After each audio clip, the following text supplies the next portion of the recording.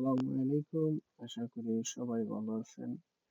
আপনাদের আ আমি অনেকদিন ভিডিও দিই না, লং ভিডিও। আজকে হচ্ছে আমাদের টপিকসটা হচ্ছে Facebook এ স্টার সেটআপ করলে কি ক্ষতি এবং লাভ নিয়ে। যারা এখনো স্টার সেটআপ পেয়েছেন কিন্তু এখনো স্টার সেটআপ করেননি তাদের উদ্দেশ্যে আজকে ভিডিওটা বানানো। আমি যেহেতু আমার Facebook প্রোফাইল থেকে আপনাদেরকে দেখাবো তো সর্বপ্রথম আমি আমার ফেসবুকে চলে আসলাম। আসার পরে আমার একটা নিউ প্রোফাইল পিক এখানে দেওয়া আছে রাব্বি অফিসিয়াল ব্লগ। এখানে আমি চলে আসলাম। আমি ড্যাশবোর্ডে প্রফেশনাল ড্যাশবোর্ডে চলে আসছি। আপনারা দেখতেছেন আমার এখানে কন্টেন্ট মনিটাইজেশন এর একটা অপশন আছে। চলে আসছে হয়তো আমি কিছুদিনের ভিতরে পেয়ে যাব। এরপরে আমি দেখতে পাচ্ছেন আমি ক্লিক করে দিছি স্টার একটা সেটআপ আছে। আমাকে এখনো স্টার সেটআপটা দেওয়া হয় নাই। আমার কিন্তু ৫০০ ফলোয়ার হয়ে গেছে ৩০ দিনের ভিতরে। আপনি যদি ৫০০ ফলোয়ার গেইন করতে পারেন তাহলে আপনাকে স্টার সেটআপ দেওয়া হবে। যাই হোক আমার হচ্ছে আমি স্টার সেটআপ নিয়ে মাথা ঘামাচ্ছি না।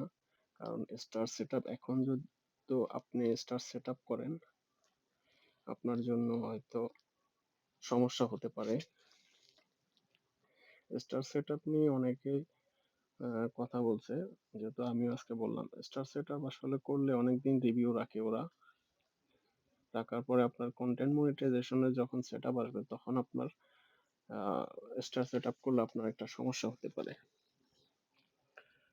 তো আপনারা চেষ্টা করবেন আপনাদের জন্য স্টার সেটআপটা না করার জন্য। কারণ স্টার সেটআপে তেমন কোনো আপনাদেরকে পয়সা বা টাকা দেওয়া হয় না। স্টার যারা আপনাকে গিফট করে, হিসাব করলে আপনি যদি ১০০ টাকা ১০০ ডলার ইনকাম করতে চান আপনার অনেক টাইম লাগবে। সেক্ষেত্রে আপনার স্টার সেটআপ এর জন্য টিন সার্টিফিকেট করতে হয়। একটা ব্যাংক অ্যাকাউন্ট করতে হয়। এত ঝামেলা না করে আ আমার দৃষ্টিকোণ থেকে আপনাদেরকে বলব আপনাদের যদি স্টার সেটআপ আসে আপনারা করবেন না। যেহেতু কিছুদিনের মধ্যেই আপনাদেরকে কনটেন্ট মনিটাইজেশন দিয়ে দিবে। আপনারা ফোকাস করেন কনটেন্ট মনিটাইজেশন এর জন্য। কাজ করতে থাকুন, প্রতিদিন ভিডিও দিতে থাকুন, ফটো আপলোড করুন, এরপরে লাইভ করুন। অবশ্যই আপনারা পেয়ে যাবেন। এটা আমার আরেকটা পেজ। আমার এখানে স্টার সেটআপ আগে করা ছিল এইজন্য আমি দেখালাম।